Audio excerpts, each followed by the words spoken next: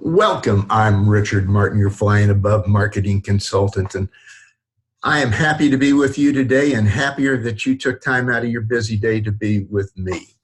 Um, what we're going to be talking about today is your booth strategies so that when you're at your various air shows or expos, that you know how to get more business out of the square footage of your space than you are currently doing on that. So managing your booth traffic flow so that you can be in front of more of your ideal prospects. That is the whole purpose of this presentation. A disqualifier or disclaimer here, names and booths shown herein are for educational and training purposes only. I'm not here to tear anybody down, demean anybody, because every mistake I'm talking about in here, I have made a lot. So we just want to set that straight and let it go from that standpoint. So let's get into the middle of this now. It all begins with awareness. And as it says in this slide, awareness may take place prior to the event. And what I mean by that is you have people that are following you from other events that you've put on, other presentations, that have seen maybe you doing some advertising and marketing somewhere. So they have somewhat of an awareness with you on putting that out there. Then the second type of awareness I'm talking about here is these are the brand new people that come up to you at say AirVenture coming up or any other events that we're at. So when we look at this type of a process, it's all about building the know, like, and trust factor that sits out there. Because if somebody doesn't like you, you can be the greatest person in the world, have the greatest piece of equipment, and it's never going to happen. So that's what I mean by awareness. So the other side of awareness is what people visually see, what they hear. And, what we're seeing here is a booth, and I took this one over at Sun and Fun here. A nice, really nice looking little seaplane there. Good looking bird, having a nice little sandwich board sign out in front of there. I can't see it from this picture. More than likely, it has all the specifications that anybody would be interested in knowing about that bird and whether they want to explore the process farther with the owners of this particular aircraft. So that's the fun side that we're looking at there.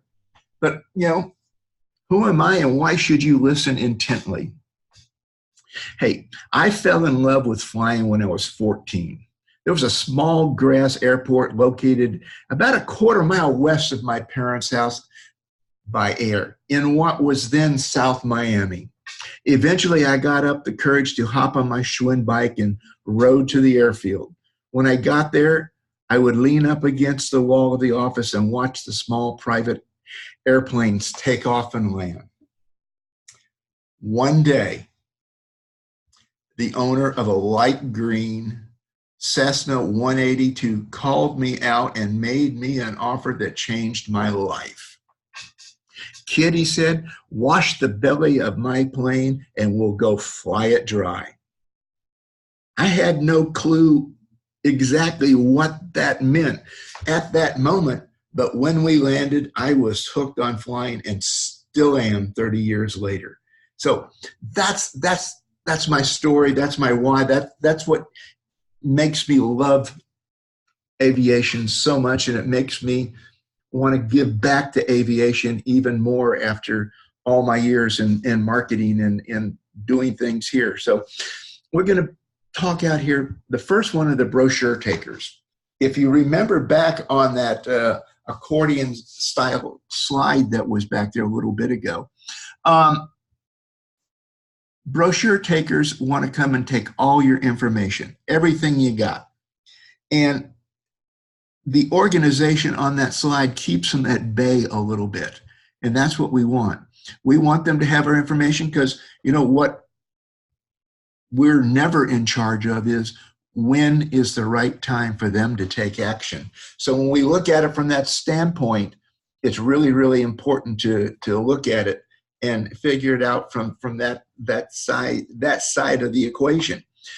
There again, you can see the accordion style little handout caddy there, and it's really a good strategy, and I highly recommend it to anybody that's there.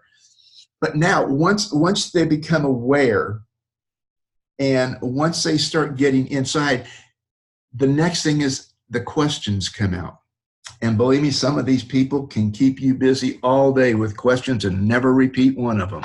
I'm sure we've all been there for that. But the questioners, you have to segregate them again. We have to be able to pull out those that are just wanting more information, more detailed information, against those that will take action in the next 1 to maybe 4, 5, 6, 7 weeks on that. So that's what we want to look at, is ask questions that's going to further segment the audience from what we're doing. So when we look at doing that, the questioners will let you know where they're at on their own. Now, in this particular slide, we see the aircraft. We see the little sign on the 2 legs there, and they're standing up. That's got all the technical details and all the stuff you might want to know in this particular aircraft. But when we look around, we've got 2 chairs, and it looks like a little table back there where people could have an intimate conversation. The problem is nobody's there. Everybody's over on the right side and not sure what they're talking about. But in that type of setup, we're not getting down to business. We're going through that middle session where they're asking questions.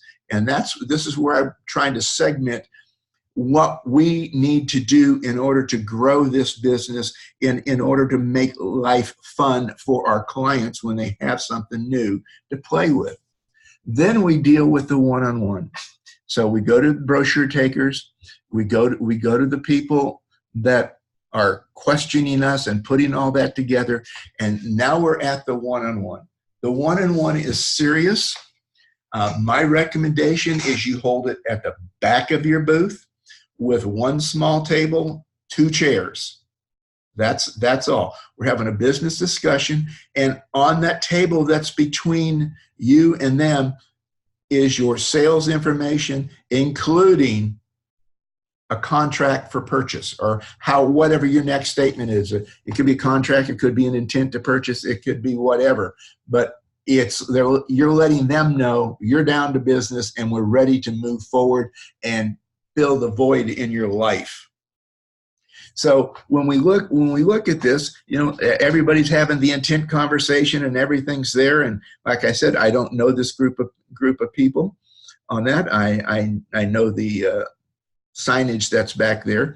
But this point of the thing is, if people are there, this is where you should be having a one-on-one conversation, or if they've got their business partner or flying partner or spouse with them, then 2 people are there, but never more than that in going through this phase of the strategy, in getting them interested in who and what you do.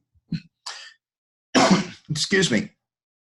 So in simplifying what we're doing here, simplicity stated, the purpose of investing in an aviation expo is to generate high quality leads. If you have any questions, please email me or call me at the information at the bottom of this page. And when you look at it, in this final image of the flow chart, the funnel, if you will, you can see the awareness brochures, questioners, one-on-one rings, and how we're bringing them down this funnel, even though the funnel is really your booth. So being different is better than being better. Different means you're differentiating yourself from somebody else. So it's better to differentiate yourself than being better.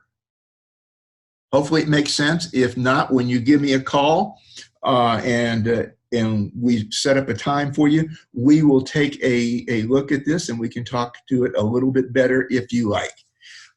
There's my email address there, and my phone number's at the bottom of the page. I thank you so very much for joining me today, and have a great day. Take care. Bye.